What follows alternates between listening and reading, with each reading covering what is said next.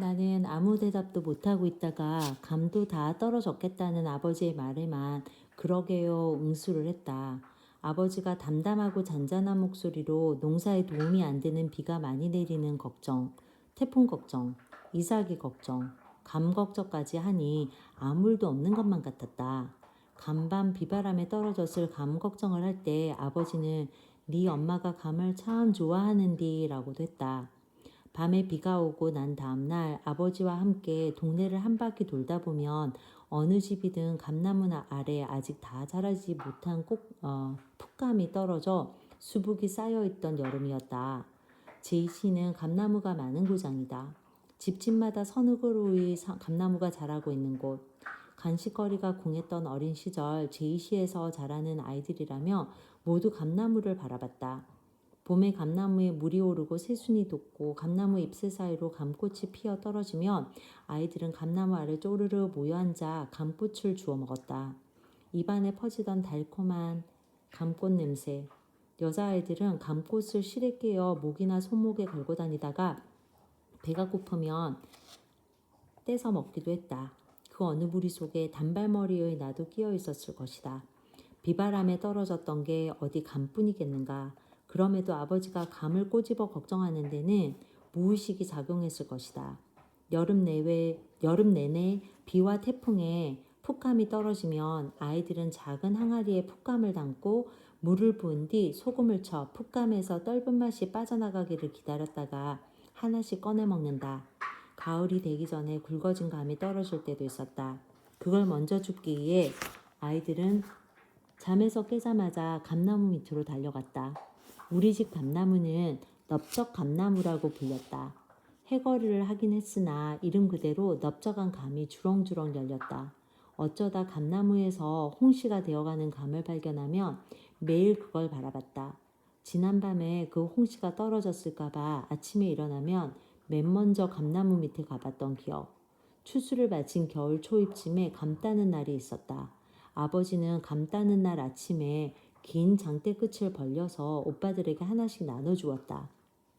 아버지는 감나무를 타고 올라가 가지를 잡아당겨 감을 따고 감나무 아래 서 있는 나와 엄마에게 던져주었다.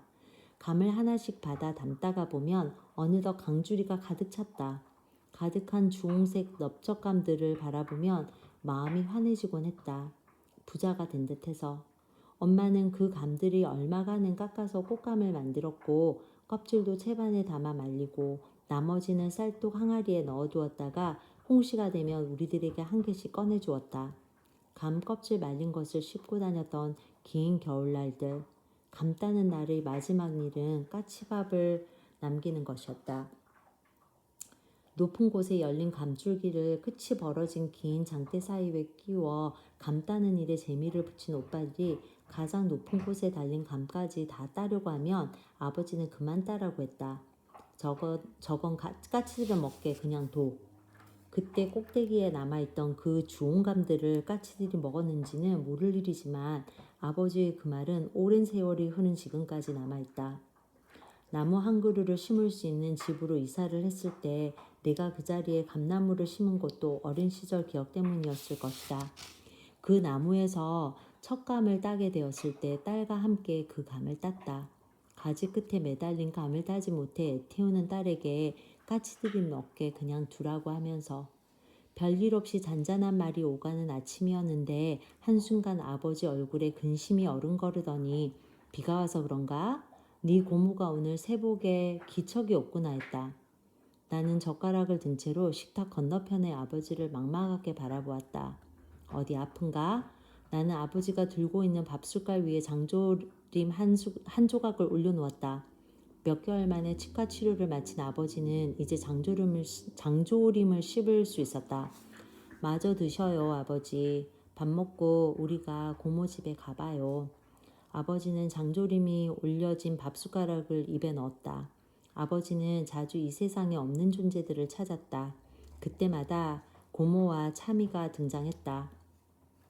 그저께는 아침을 먹던 아버지가 내게 왜 딸을 데려오지 않았느냐고 묻고는 우두커니 앉아 있었다. 그러다가 다시 생각난 듯 너는 왜 학교를 안 가고 여기 있냐 물었다. 학교요? 내가 대묻자 아버지는 기진한 목소리로 학교를 빠지면 안 된다고 했다. 어서 학교에 가라고. 매일 아침을 먹은 후면 어김없이 셋째 오빠에게서 전화가 오는데 지금이 그 시간이다. 다른 때 같으면 셋째에게서 전화가 올 거라며 수화기 옆에 앉아있을 아버지는 모자까지 쓰고 현관문 앞에 서서 나를 바라봤다. 어서 나오라는 뜻이었다. 셋째에게서 전화가 올 텐데 받고 나가야 아버지. 그래도 아버지는 현관문 앞에 서 있다. 나와 시선이 부딪히자 나는 손짓으로 전화기를 가리켰다. 그러자 아버지는 내 말을 알아듣고 내 쪽으로 걸어와 침대에 걸터 앉았다. 아버지가 앉자마자 바로 전화벨이 울렸다. 아버지가 수화기를 들었다. 아버지, 셋째인데요. 잘 주무셨어요? 아버지는 아무 말 없이 수화기를 귀에 대고만 있었다. 좀 떨어져 있는 내 귀에 수화기 저편의 셋째 오빠가 아버지 아버지 부르는 소리가 들렸다. 아버지는 그 소리를 듣고만 있더니 수화기를 내게 내밀었다. 전화가 끊어졌나 보다. 아무 소리도 안 들린다. 나는 아버지가 내미는 수화기를 받아들었다. 아버지 아버지를 부르던 셋째 오빠가 제 목소리 안 들리세요? 라고 묻고 있었다. 나는 다시 아버지에게 수화기를 건넸다. 잘 들리는데 아버지? 아버지는 내가 건네는 수화기를 바라만 볼 뿐 셋째 오빠와 통화를 할 생각은 없는지 받질 않았다. 계속 그럴 수는 없어서 수화기에 대고 내가 오빠하고 응답했다. 아버지가 왜 아무 말씀이 없으시냐. 나는 침대에 걸터앉아 고개를 숙이고 있는 아버지를 바라보며 뭐라 해야 될지를 모르겠어서 잠깐 머뭇거리다 눈에 들어오는 화장실 문을 바라보았다. 아버지 화장실이 급해서 화장실 가셨어. 아, 출근했어요? 응, 아버지 별일 없지? 네, 내가 애쓰는구나. 어서 일해 오빠. 그래, 내일 또 전화할게. 응. 수화기를 내려놓고 아버지 옆에 앉았다. 아버지 왜 그래? 오빠와 통화하기 싫어? 아버지가 아무 말이 없어서 나는 침대에서 바닥으로 내려앉았다. 아버지는 침대에 걸터앉고 나는 방바닥에 앉으니 자연스럽게 아버지가 무릎에 내려놓은 손을 잡게 되었다. 아버지의 두 손을 잡아 깍지를 껴보는데 잘린 뭉툭한 손가락이 위로 솟아올랐다.